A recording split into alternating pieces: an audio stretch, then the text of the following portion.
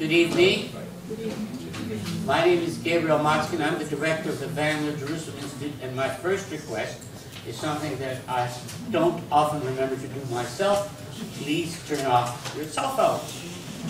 Now, the second thing is that, of course, it's a special privilege for me to open this event, and I'm going to say it in Hebrew. אני הולך לעבור לעברית, כי אני חושב שזו השפה שאנחנו בעצם צריכים לדבר פה, כי הבעיה של מדיניות התכנון במזרח ירושלים זה בעיה שנוגעת בעיקר. Problem mainly concerns Israelis and Hebrew speakers, so we will be talking in Hebrew. I always ask myself the questions, why the Palestinians don't vote, and the answer I got was that they don't recognize the state of Israel. But there are 30% of the residents of Jerusalem. I'm sorry, we're having a bit of a sound problem. We are dealing with it. I think it's about time the Palestinians join the elections. But this is not the whole story. People do have obligations, both citizens and residents. And one has obligations to the state and to the city. And if one is the criminal in the east part of Jerusalem or in the west part, oh, thank you, this is much better. It's the same type of crime, and he should be arrested. So there are obligations, there are merits and rights, and that is what we will talk about this evening. These types of obligations don't end with the fact if somebody is a citizen or not, if somebody votes or not. But the obligation means that there is a sovereign, and the sovereign power has to treat every person equally. I'm sorry, there's a problem with the microphone. Once again, everyone has obligations. One of the obligations is to treat all residents equally. I think in the planning committee has first-hand experience. I have to say that I experienced it because I actually built a new building right here, and I was part of the local committee, the regional committee, and I know how these committees work. And although they do try to function as best as possible, there is discrimination out there, and I will say this out loud. And I think it's very important that we come out of here with a message that we would like to create equitability, that is equal treatment to all, one and all. This is the state's obligation, it's a city's obligation to treat the residents of the eastern part of the city equally without any discrimination, and not to take into account that they do not join the elections. I do hope that this evening will be another small contributions to coexistence and to peace, because if we're not able in the city that again exists and it is based on coexistence, if we are not successful here, where will we succeed? People often say that Jerusalem is one of the biggest problems that prevents peace between the Palestinians and Israel, but Jerusalem is also the place where we can start solving the social problem. And that is to live as two nations in a common space, common area. I mean, de facto, we're not quite living in the same area, but we still have to encourage this joint area, this joint space, this common space. That is what I have to say for now. I have much to say, but I don't think you have come to listen to me. So I would like to ask Dr. Yoni Mendel. לכן נבקש מדוקטור יוני מנדל להגיד את דברו. בבקשה, יוני.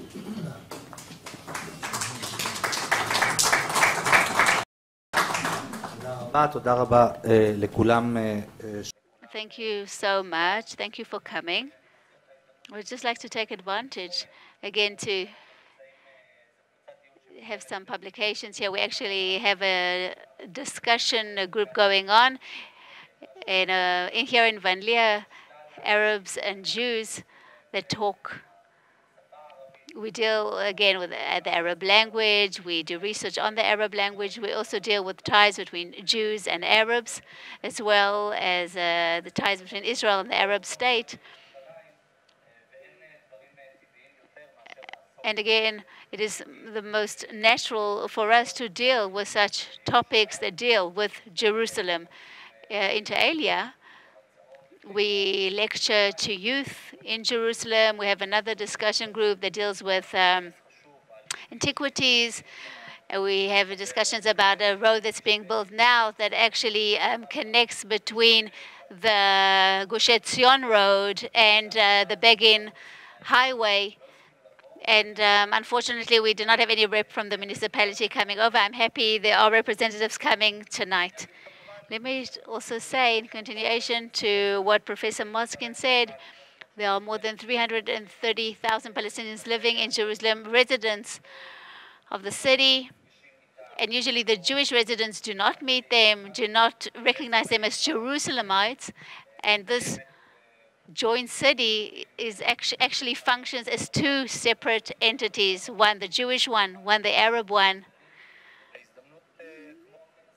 And just, I think that maybe today we'll be able to learn a little more about planning, urban planning, and how we can join this detached or this disconnected city. I'm very happy to be here tonight. Thank you again to Professor Motzkin, to Dr. Margalit, Dr. Schachtman. This is actually a group that is summarizing a year of activity. And if it weren't for their, the goodwill and the great enthusiasm and their great work, we would not have been able to hold this evening. And hopefully towards the end of 2016, we'll hold a much bigger event, a more public event that will deal with these topics. And I do hope we gain some insights from this evening as well. Thank you so much.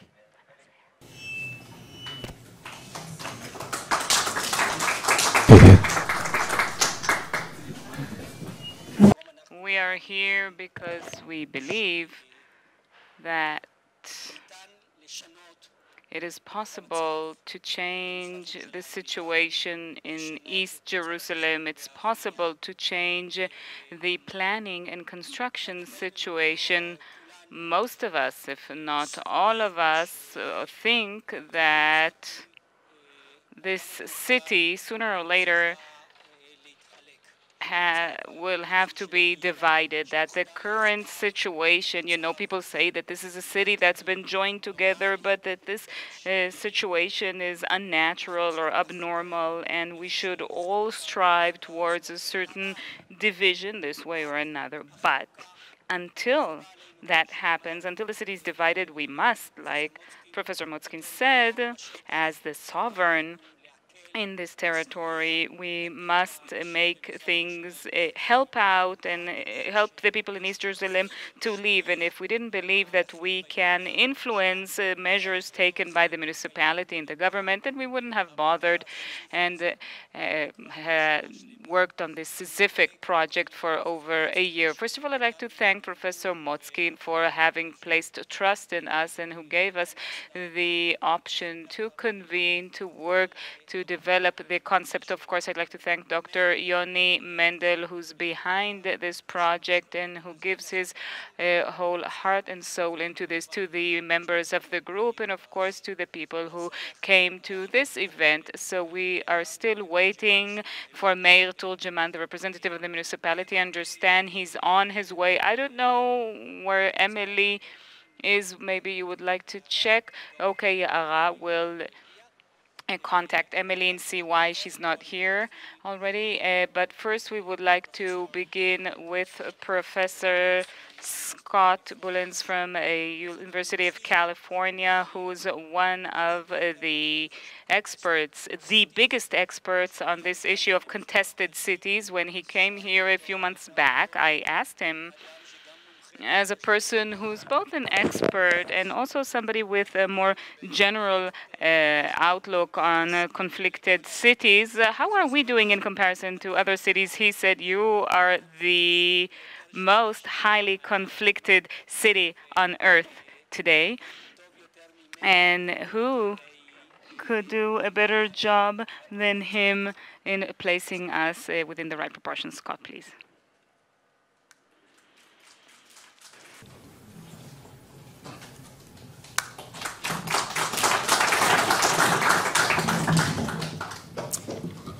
Good evening. I'm going to be speaking to you in English. Very glad to be here. A pleasure. It's enjoyable in a way, in a weird sort of way, to talk about contested cities. It's what I do for a living, and to have a knowledgeable crowd is very thrilling for me, very exciting. I have some friends out in the audience and the people I've interviewed, so it's good to see some familiar faces. I have a lot of material to cover, so the Hebrew translator is going to have a run for his or her money. I'm going to cover a lot of material about what I have observed. First of all, a little bit of background. For the last 21 years, I've been studying divided or politically contested cities. Jerusalem, Belfast, Beirut, the Basque Country in Spain, Barcelona in Spain, in former Yugoslavia, Mostar and Sarajevo, Johannesburg, South Africa, and Nicosia, Cyprus are the 9 cities that I've studied. I've lived in each of these places and I've studied them primarily through interviews, but backed up by data of all sorts. So those are my main methods.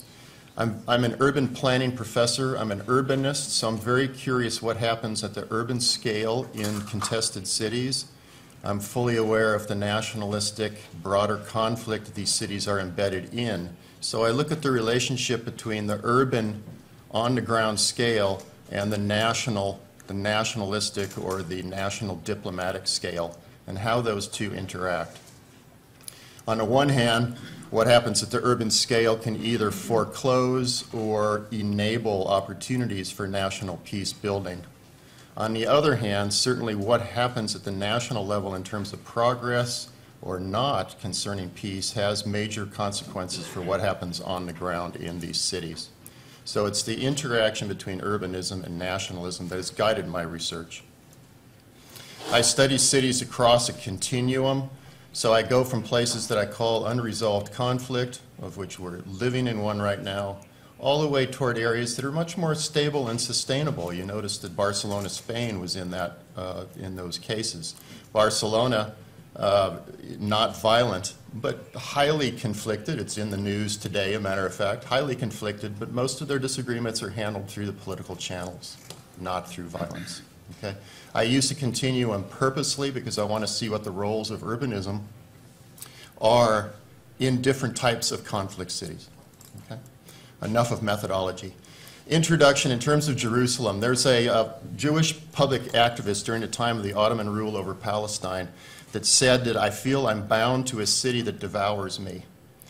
Now, I'm an outsider to Jerusalem. I've been here 3 times, and I've lived here for various amounts of time during that time, and that's the way I feel with Jerusalem. I absolutely love and am enthralled by this city. The city also frustrates me and devours me and exhausts me. Probably you as residents feel the same way, but studying the city, walking it on the ground, interviewing people is both very exciting and very exhausting. So, I studied Jerusalem first in 1994, right after Oslo. I was here for a 3-month period and conducted about 40 interviews then with professionals on both sides of the Israeli-Palestinian divide. Many NGOs, officials I talked to, also retired government officials were very valuable sources. This was a time of post-Oslo and hope for a peaceful transition. I was also here in 2001 during a time of the Second Intifada, a time of depression. Okay. Now I've been here since October. I've been here for about 3 months. I live not as a tourist, but as a resident. I live right in an apartment on King David Street near Jaffa Road. I believe I have the pleasure of residing right next to the massive construction site of what will be the 26-story Libeskind Freedom Pyramid, of which I hear the construction noise each and every morning. So far, I've interviewed 44 individuals since October. I'm here through about the end of February. I hope to have about 60 interviews at that point. I use a lot of secondary data, a lot of published data to fill in the interviews, to supplement the interviews. I also walk all the time in neighborhoods. Jewish neighborhoods, I've walked or bussed or been through both neighborhoods of higher income and lower income, areas that are more in the heartland of Jewish Jerusalem, areas that are closer to the interface with Arab Jerusalem. I've also been in Haredi neighborhoods at certain times, and I'm familiar with the great gradations that occur within the Jewish population in Jerusalem. I've been in many Arab parts of Jerusalem, both inside the wall and on the other side of the wall. Shofat Camp, Abu Dis, El Abudia, El Azariah, Bet Seher, Bethlehem, Ida Camp, Shofat, Bet Hanina, Ramallah, on and on, Hizma, Kafr Aqab, Kalandia, and so forth. I focus on the Israeli-Palestinian conflict, acknowledging that in many respects there are 3 Jerusalems today, not 2. These 3 Jerusalems are of roughly equal proportions: the secular and traditional religious Jewish on the one hand, ultra-Orthodox Jewish on the other, and Arab on the other. I acknowledge fully that the Haredi neighborhood issue, their extension and expansion into space that was otherwise or before secular, major issues, major land use conflict issues relating to many things, most particularly street closings. That's not the subject of what I'm talking about today, but I just want you to know that I'm well aware of the divisions within the Jewish population of Jerusalem. My focus is on the Israeli-Palestinian conflict. Okay. My main research question this time is, because I was here in '94 and I was here in 2001, I'm focusing on the trajectories of change on the ground in Jerusalem, in the Jerusalem urban region, the trajectories of urban spatial change and the trajectories of conflict, the changes over time. Okay, that's my focus. I want to talk about 3. I want to compare, in each of these situations I'm going to compare today, 2016, to 1994. So today compared to right after Oslo. Take this for what it's worth. I'm a knowledgeable outsider, right? So these are observations that I make. So just take it for what it's worth, you know. You be the judge, okay? First of all, what seems similar from 21, 22 years ago? What's similar? What's similar to me is the stranglehold of Israel in Jerusalem continues and has intensified over the past 20 years.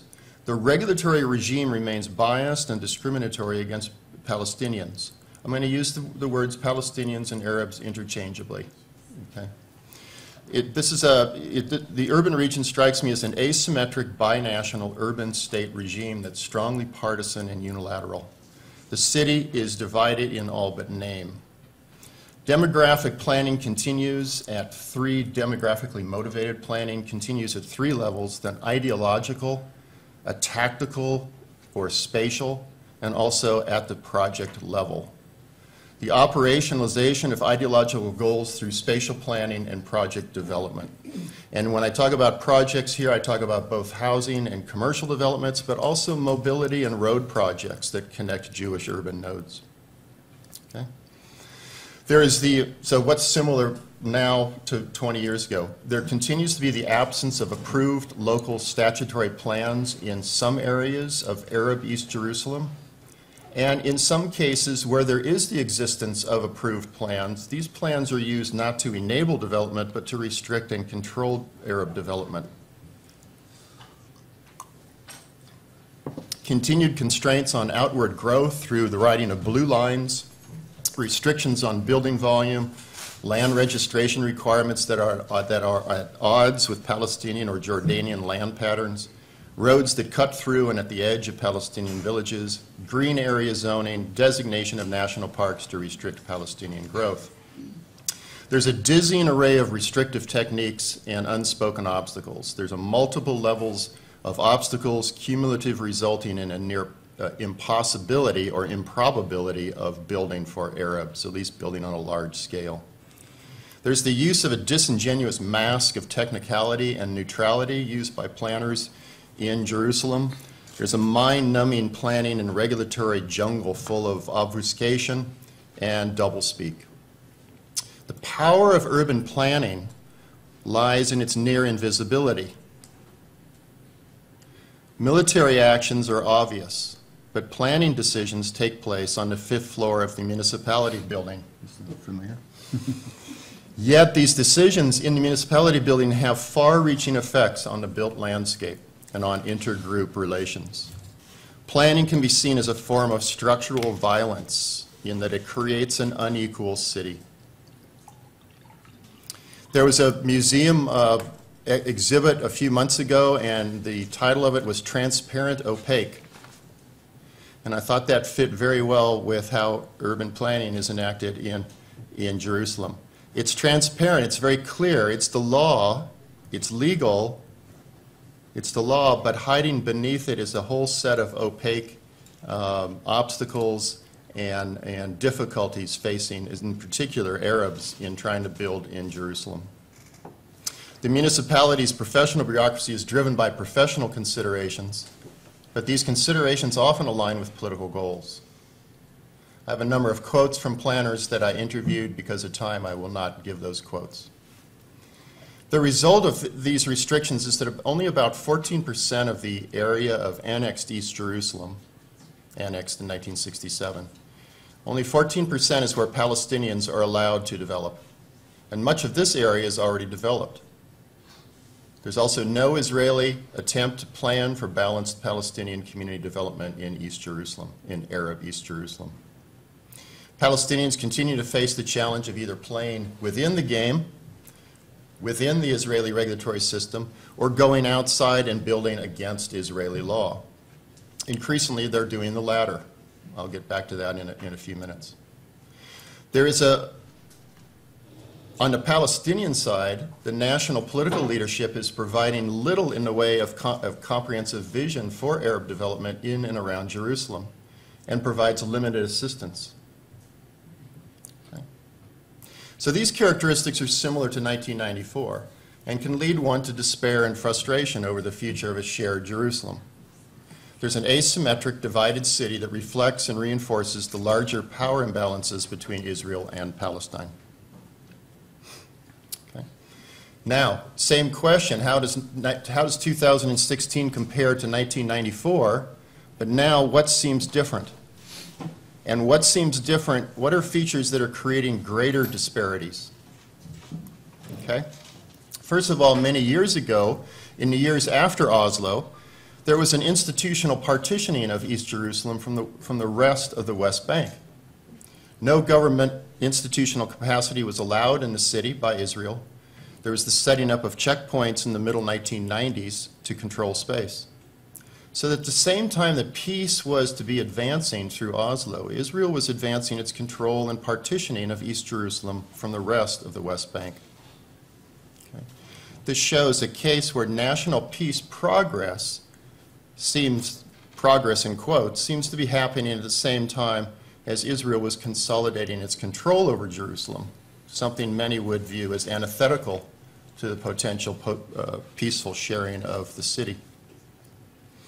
Also, way back in time, tightening restrictions on Palestinian ability to have and maintain Jerusalem ID cards, allowing them mobility within the city. This started in the mid-1990s. Okay?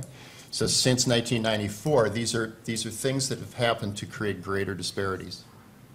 Quite clearly, the separation barrier that started to be built in 2003 is a clear difference from 1994. First of all, acknowledging that this barrier was built after over 1,000 Jewish deaths caused by extremist actions, horrific violence of the early 2000s, a threat to the existential daily life of Israelis in Jerusalem, necessitating in the end a political decision, the creation of the separation barrier. Now the barrier cuts off thousands of residents, of Arab residents in the larger region from the city, and it even cuts into municipal space in a few cases, and I'll return to these cases in a few minutes. There's 18 checkpoints in the barrier in Jerusalem urban region that are heavily guarded and are fortified space. The barrier constitutes gerrymandering through physical means, what might be called concrete gerrymandering. The gerrymandering that took place in the post-1967 was redrawing a political border. Here is gerrymandering potentially being done, political gerrymandering being done through the building of a wall. It's legitimated or legitimized as a security line Many interviewees I talk about question whether that is its true or primary purpose, and instead may be posing as a political or demographic line for future boundary decisions. What the barrier does do is expose Israel's capacity to manipulate space in a very raw way. This raw edge is much more blatant and visible than the more submerged layer of planning, regulatory control, and manipulation that we've seen before. Whereas planning is more invisible but important, the separation barrier is very, very visible. Okay. The Old City and the holy places, of course, this is what makes Jerusalem unique among the polarized cities that I've studied. Increasing vulnerability, and this is more recent in the time period, increasing vulnerability that there could be the transformation of this nationalistic conflict into a more religious conflict with significant negative repercussions here and worldwide, opening the floodgates potential here. Residential penetration at the micro level by Jewish groups of the Old City Muslim Quarter, the assertion of Jewish presence by some on the Temple Mount, and on, the more recent controversies. On the Palestinian side, as political leadership shrinks, there's the increasing reference on that side to Islam as a potential way forward and a participation by Islamist groups in protecting rights to the Temple Mount. So these are disquieting trends concerning the Old City and the Temple Mount holy places. On the other hand, the status quo sharing of the Temple Mount, despite conflicts and constant tension, is indicative that agreement between Israel and Arabs is possible if the alternative is viewed as catastrophic. So does management of the larger Jerusalem region, the larger city, have to reach a breaking point near catastrophe before there is a similar sharing agreement concerning the city as a whole? Now, into the biggest section, how does 2016 compare to 1994? And these are things that seem to have changed, but they are creating, in my view, greater complexities and potential contradictions not fully consistent with Israeli political control. So as the ones before were trending toward creating greater disparities, increasing Israeli control. Here, these are complications and potential contradictions. First, the Arab development of unlicensed housing in Israeli-defined East Jerusalem is extraordinarily large compared to when I was here in 1994. I use the term unlicensed, that's my prerogative. Israel declares these as illegal. I try to use the less normative term of unlicensed, building without a permit. And I would suggest that Arab development of unlicensed housing in East Jerusalem is overwhelming the Israeli legal and regulatory system that's aimed at containing and restricting Palestinian development, Arab development. According to Israel's own data, the Arab percentage of the city population rose from 1995 to 2013 from 30% to 37%. From 1995 to 2013, there were 126,000 new Arab residents of Jerusalem compared to 102,000 new Jewish residents. This is both natural increase and in migration. There's tens of thousands of unlicensed units in the city.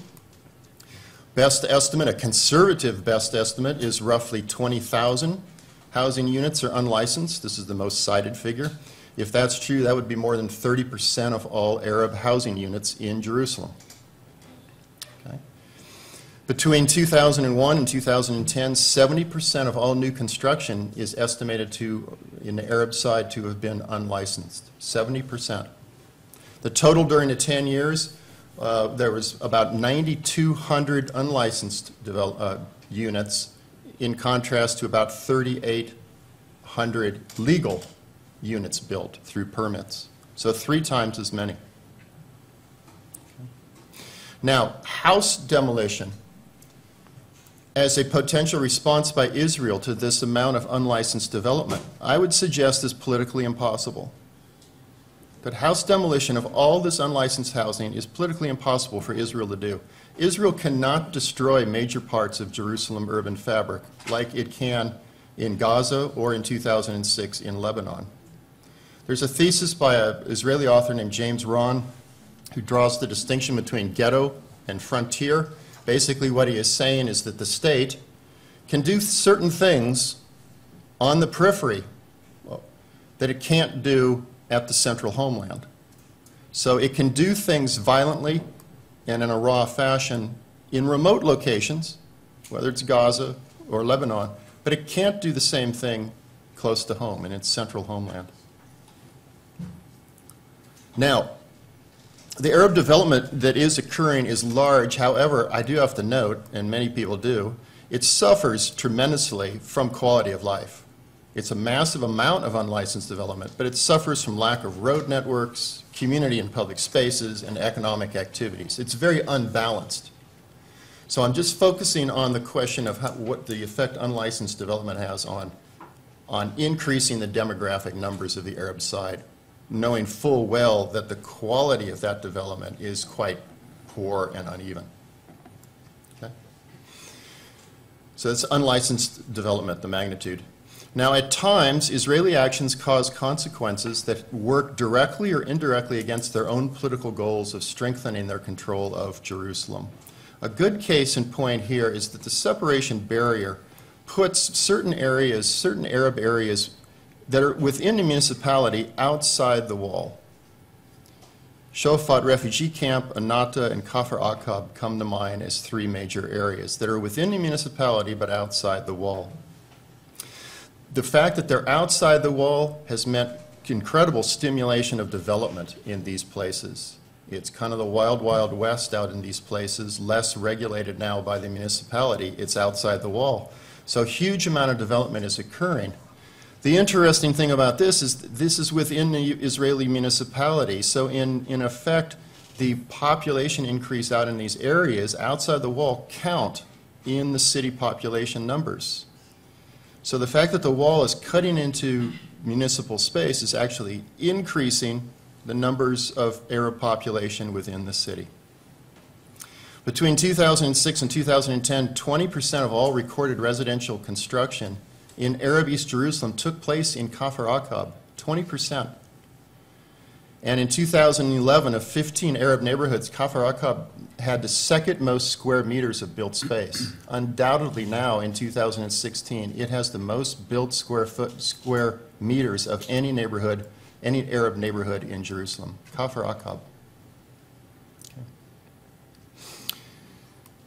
Another thing that's going on that is complicating things, penetration of East Jerusalem Arabs into West Jerusalem.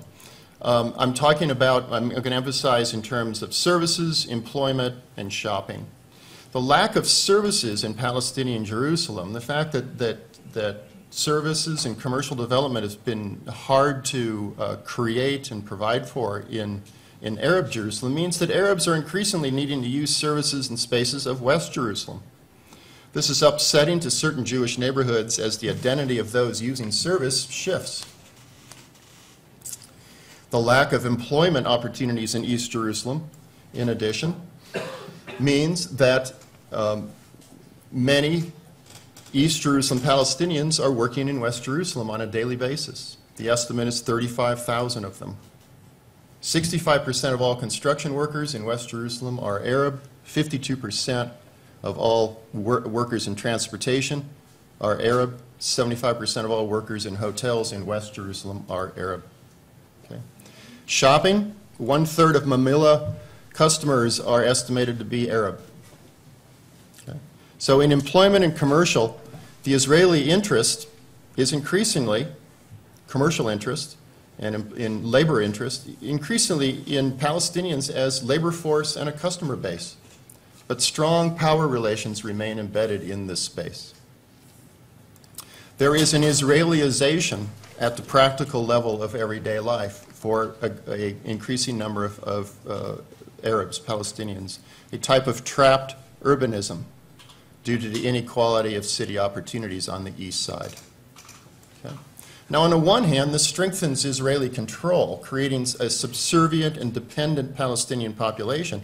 On the other hand, however, the Israeli economy in West Jerusalem is increasingly dependent on Palestinian labor. This creates greater vulnerability to labor disruptions such as might happen due to political strife. So it's a two-way street. Okay?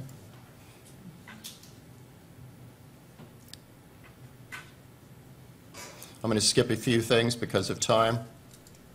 Okay? There are other contradictory things that have been going on that create complexity, and it's not fully consistent with the Israeli goal of strengthening their hold over Jerusalem.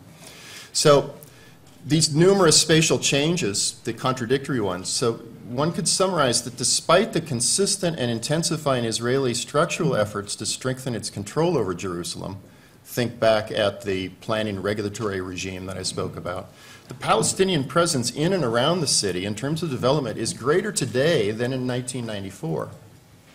So in this view, Israel is not winning the competition, the numbers or demographic competition. I'm not suggesting Arabs are either. I believe it's more of a stalemate at this point. It brings into the question the ability of any governing regime to control a city through partisan policy. 48 years of such policies have not gained Israel true control over the city. And there's inherent tensions in the Israeli project to control the city.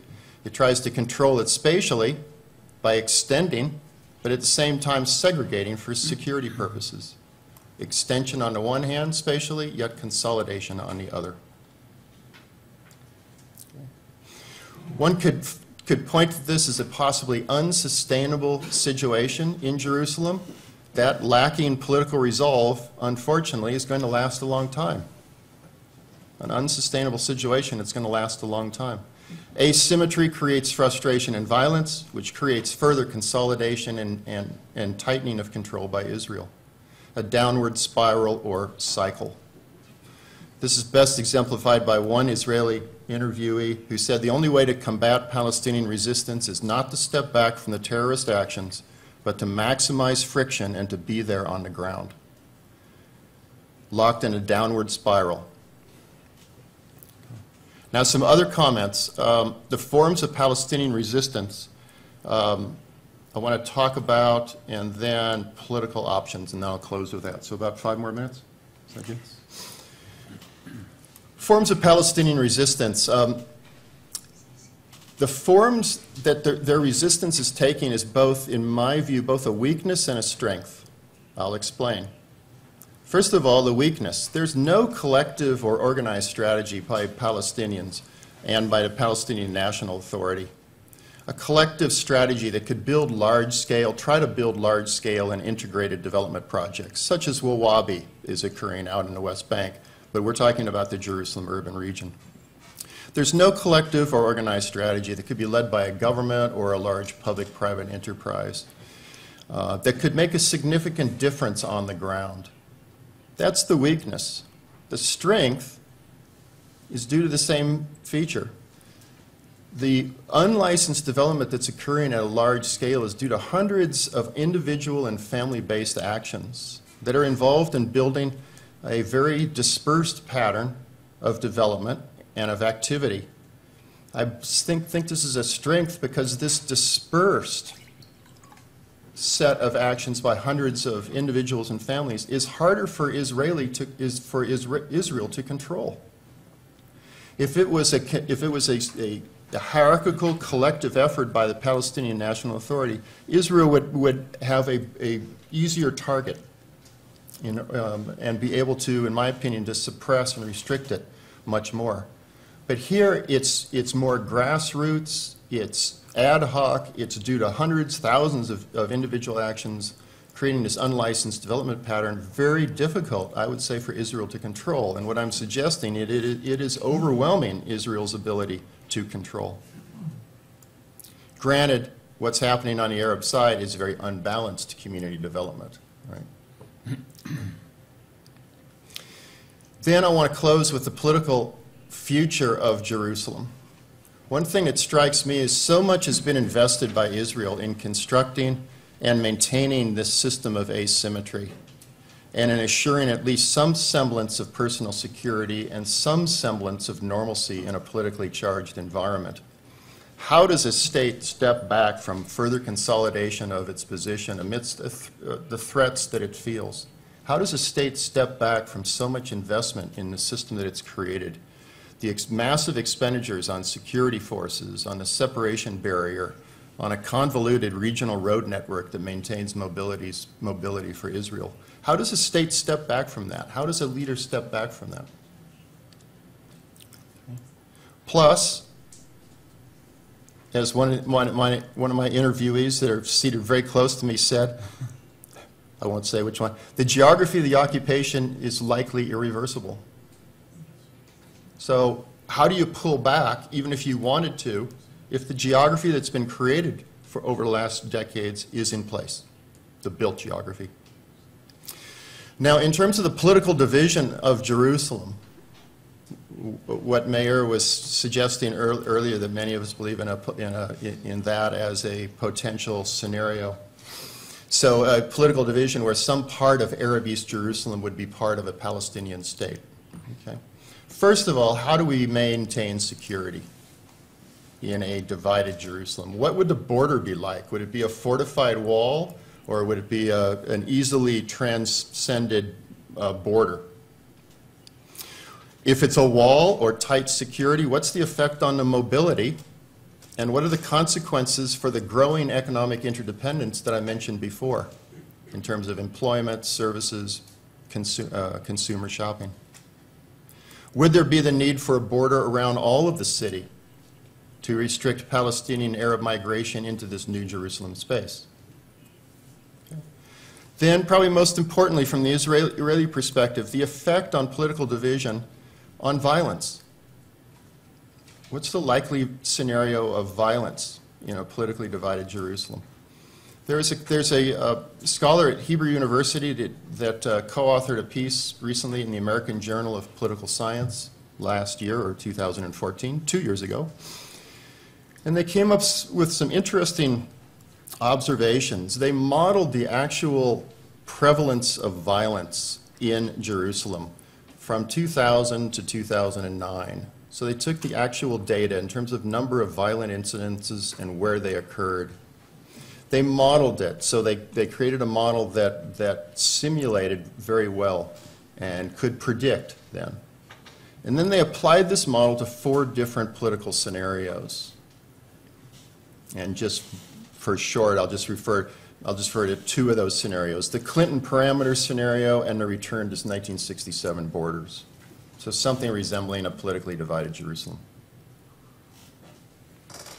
The result they found in their modeling is that the overall level of violence in these 2 politically divided scenarios would decrease compared to the baseline, both the number of violent events and the number of violent neighborhoods.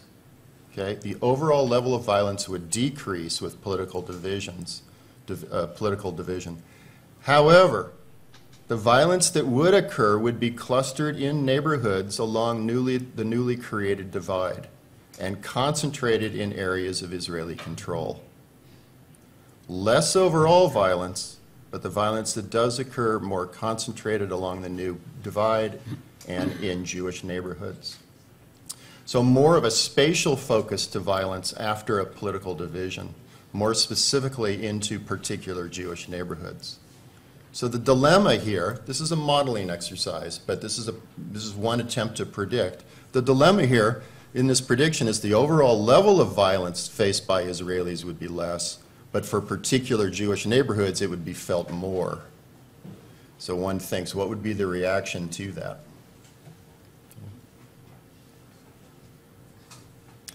At a more general level, what this means is that peacemaking, when it's applied to and operationalized at the urban scale, such as it would be in a political division, so you're creating peace at the urban scale, has distinct spatial micro-scale consequences.